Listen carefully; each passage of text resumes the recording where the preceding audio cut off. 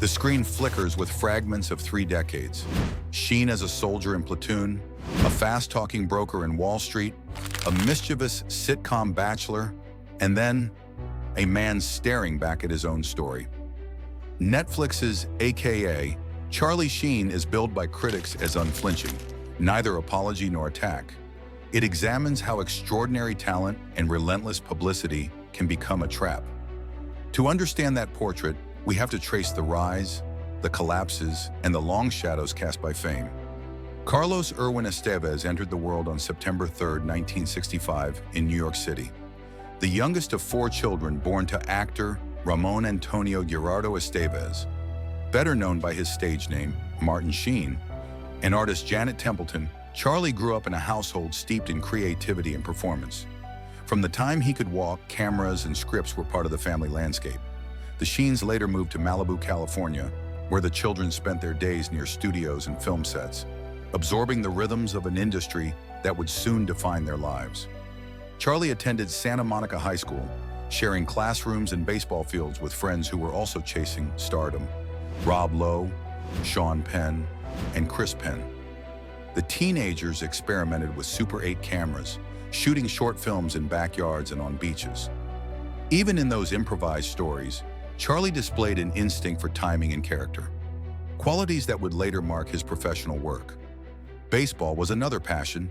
He briefly considered a sports career, pitching for his school team with enough skill to draw interest from scouts. But the lure of acting, so familiar from home, eventually eclipsed everything else. He adopted the screen name Charlie Sheen, borrowing his father's professional surname while keeping a hint of individuality. Bit parts arrived first, then more substantial opportunities. In 1984, he played a small role in the Cold War thriller Red Dawn, appearing alongside Patrick Swayze and C. Thomas Howell. 2 years later, Oliver Stone cast him as Chris Taylor in Platoon, a searing drama about the Vietnam War. The film won the Academy Award for Best Picture and established Sheen as a serious young actor capable of anchoring difficult material. Stone tapped him again for Wall Street, 1987, pairing him with Michael Douglas in a morality tale about greed and ambition. Sheen's portrayal of Bud Fox, a hungry stockbroker seduced by power, resonated with audiences and critics alike. As Charlie Sheen's career gained momentum through the late 1980s, signs of turbulence began to shadow his success. Industry profiles from the period often contrasted his sharp, professional work ethic on set with a restless energy away from it. Friends and colleagues have described a young actor drawn to late-night parties and impulsive adventures, traits that, while not unusual in Hollywood, occasionally landed him in headlines for the wrong reasons. By 1988, Sheen had become one of the most recognizable faces of his generation, propelled by the acclaim of Platoon and Wall Street. Yet entertainment reporters also began noting brushes with trouble, minor arrests connected to reckless behavior, stories about speeding tickets or disputes in clubs, and whispers about a growing taste for excess.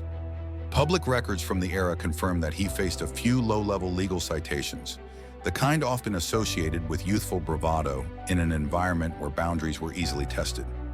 In the early 1990s, Sheen entered a highly public relationship with actress Kelly Preston. Their engagement ended abruptly in 1990 after an accidental gun discharge left Preston slightly injured. A moment that, while later described as unintended, sparked widespread coverage and highlighted how quickly private mishaps could become public drama. Around the same time, Sheen sought professional treatment for substance use, an experience he later referenced in interviews as an attempt to steady his personal life. Despite the growing scrutiny, Sheen continued to work prolifically. Films such as Men at Work, Hot Shots, and The Three Musketeers showcased his comic instincts, while dramas like Cadence allowed him to experiment with more serious roles. He also began making occasional television appearances, a sign that his career remained resilient even as gossip columns speculated about lifestyle choices. Tabloid fascination deepened in the mid-1990s when Sheen's name surfaced during legal investigations surrounding the adult entertainment industry. Court records confirm that his testimony was sought in a federal case involving an escort service. He was not charged with wrongdoing, but the association fueled salacious headlines and hinted at a complicated personal world unfolding alongside professional achievement. For a time, it looked as though television had offered him stability that film could not. Behind the applause, however, there were hints of friction. Trade publications occasionally mentioned late arrivals to rehearsals or absences from table reads, particularly in later seasons. Colleagues recalled that while Sheen could be impeccably prepared on shooting days, production sometimes had to adjust schedules when personal matters interfered. Studio representatives encouraged him to take breaks or enter treatment when concerns about substance use arose. Measures aimed as much at safeguarding a valuable asset as at protecting his well-being. Despite these challenges, Sheen's comedic instincts rarely faltered on camera. Writers tailored storylines to his quick wit, and tapings often drew raucous laughter from live audiences. Yet pressure mounted as the show's success magnified every off-screen wobble. Industry reporters described a tightrope dynamic, a star whose talent anchored a lucrative series and whose unpredictability kept producers alert. By 2009, contracts made Sheen the highest-paid actor in television history. The achievement was accompanied by negotiations that included wellness provisions and reminders about punctuality, signs that the network was balancing admiration with caution. Crew members later said that, although day-to-day filming usually ran smoothly, there was an undercurrent of anxiety about whether personal turbulence might spill over. The Netflix documentary, aka Charlie Sheen, revisits this period with interviews from people who watched events unfold in real time. They speak of a gifted performer able to switch on charm for millions, even as private struggles sometimes shadowed the set. It was an era of extraordinary success, but also of delicate equilibrium, proof that popularity and pressure often travel together in Hollywood. For nearly 8 seasons, Sheen kept audiences laughing, helping 2.5 Men earn Emmy nominations and vast syndication deals. Yet as the series approached its later years, questions about sustainability grew louder. The combination of fame, fortune, and personal strain would soon test the limits of both the show and its star.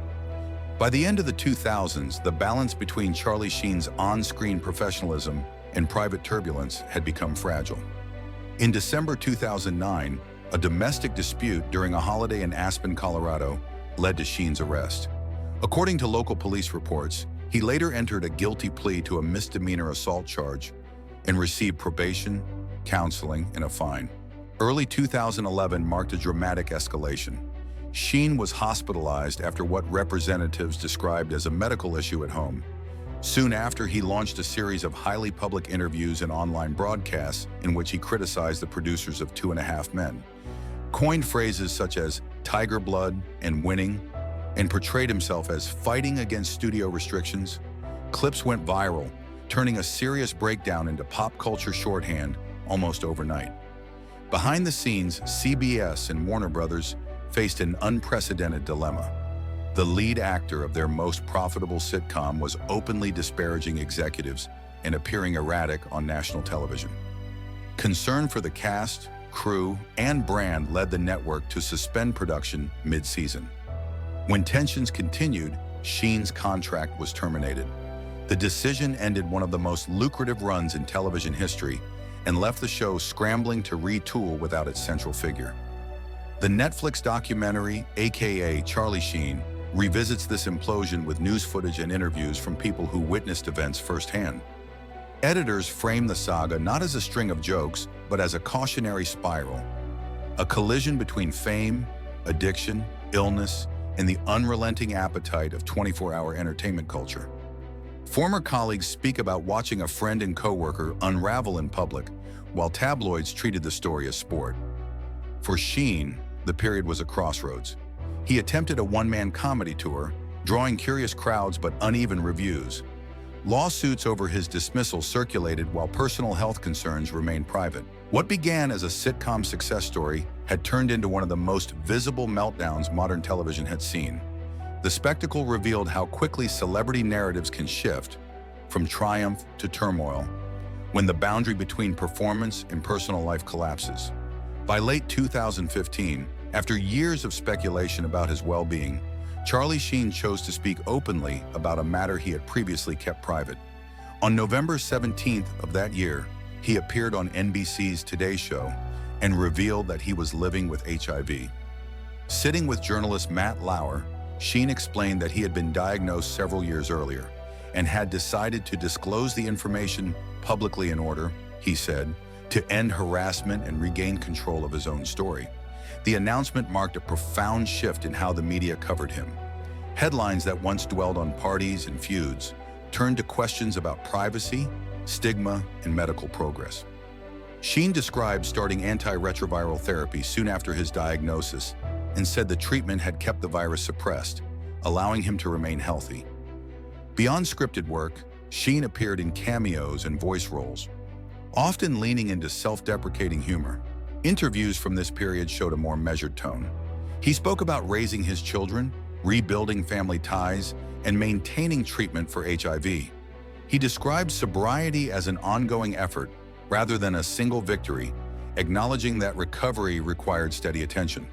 The Netflix documentary, aka Charlie Sheen, released in 2025, cast these quieter years as an attempt to reconcile the man and the myth.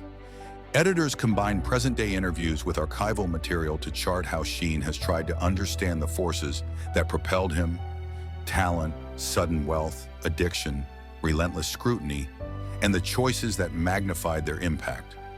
Contributors discuss his efforts to support charitable causes and to mentor people facing similar health diagnoses, gestures sometimes overlooked amid older tabloid caricatures.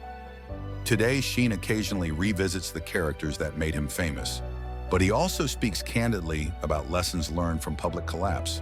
He has said that perspective, gratitude, and a commitment to well-being guide his decisions more than the pursuit of notoriety. While questions about legacy remain, and headlines occasionally echo past controversies, there is also a sense of an artist looking for balance after years defined by extremes. For viewers, these later chapters offer context to an extraordinary, complicated life. They suggest that beyond the headlines lies an individual still writing new pages, hoping that honesty and steadiness can stand alongside the chaos that once dominated the narrative. Charlie Sheen's story is a reminder that fame can lift a person higher than they ever imagined and expose every crack beneath the surface.